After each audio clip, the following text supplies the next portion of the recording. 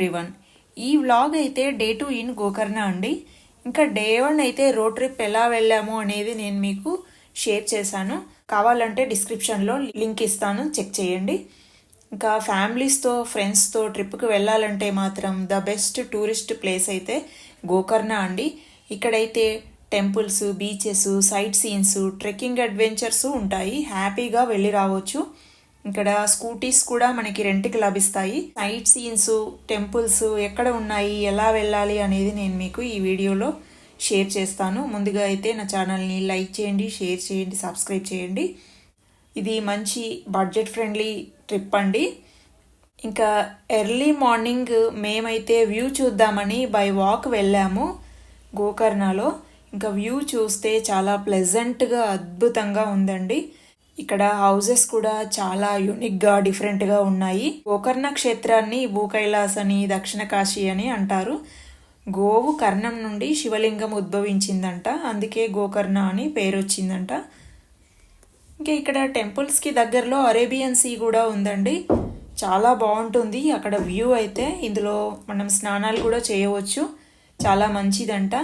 ఎంతసేపు అయినా ఆ వ్యూ చూస్తూ టైం అయితే స్పెండ్ చేయొచ్చు, చాలా ప్లెజెంట్గా ఉంటుంది. ఇంకా మేము అక్కడి నుంచి అయితే టెంపుల్స్కి వెళ్దామని అయితే బయలుదేరాము. ఇక్కడ పురాణ కథనం ప్రకారము పూర్వం రావణాసురుడు పరమశివుని గురించి తపస్సు చేస్తే అతని తపస్సుకు మెచ్చి వరాన్ని కోరుకోమని అన్నాడంట. అందుకు రావణాసురుడు ఆత్మలింగాన్ని వరంగా అడుగుతాడు. ఆత్మలింగాన్ని వరంగా ఇస్తాను, కానీ నీవు ఆత్మలింగాన్ని ఎక్కడా కింద పెట్టకుండా లంకా పట్టణానికి తీసుకెళ్ళాలి అని పరమశివుడు షరతును విధిస్తాడు.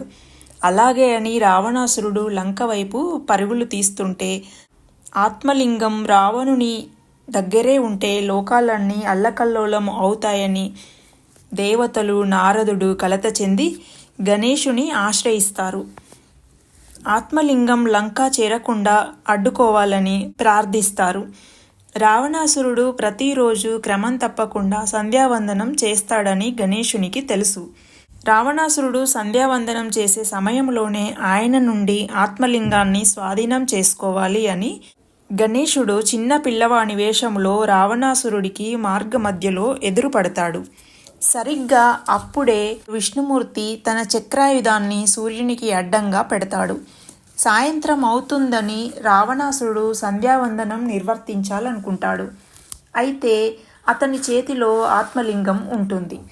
అప్పుడు అటుగా వినాయకుణ్ణి చూసిన రావణాసురుడు మారువేషంలో ఉన్న వినాయకుణ్ణి చూసిన రావణాసురుడు కాసేపు నీవు ఆత్మలింగాన్ని పట్టుకొమ్మని నేను సంధ్యావందనం చేసి వస్తాను అని అభ్యర్థిస్తాడు.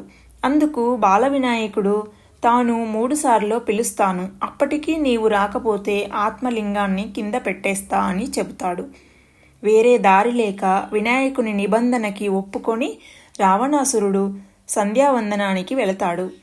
అయితే రావణాసురుడికి ఏమాత్రం అవకాశం ఇవ్వని వినాయకుడు గబగబా 3 సార్లు రావణాసురుని పిలిచి ఆత్మలింగాన్ని కింద పెట్టేస్తాడు.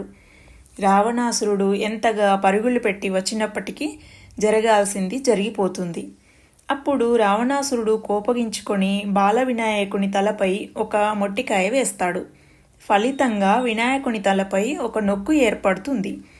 అదే నొక్కు ఇప్పుడు మన మహాగణపతి ఆలయంలో గణపతి విగ్రహానికి మనం చూడవచ్చు.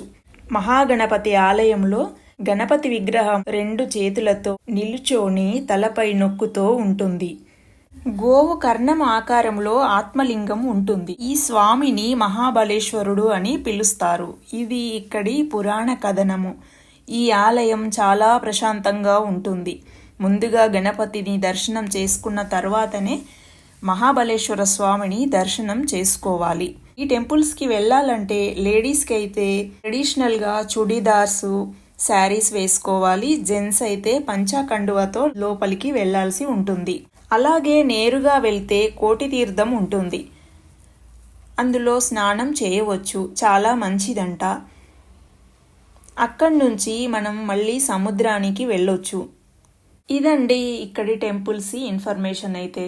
ఈ టెంపుల్స్ని దర్శించుకొని ఇంకా ఇక్కడి నుంచి మేమైతే సైట్ సీన్స్కి వెళ్ళాము.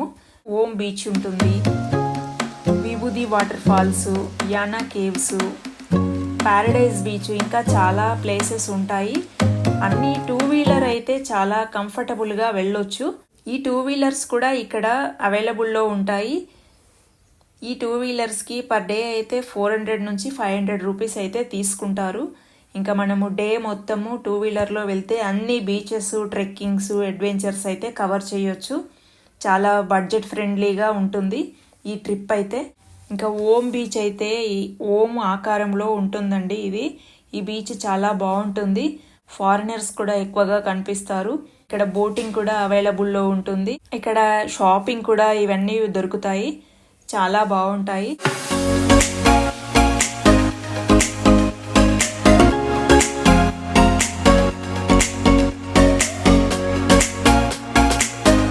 ఇంకా నెక్స్ట్ అయితే ఓం బీచ్ నుండి విభూది వాటర్ ఫాల్స్, యానా కేవ్స్ వెళ్ళాము. ఇంకా ఇక్కడైతే ట్రెక్కింగ్ అడ్వెంచర్స్ ఎక్కువగా ఉన్నాయి. ఇవైతే చాలా ఎంజాయ్ చేయొచ్చు.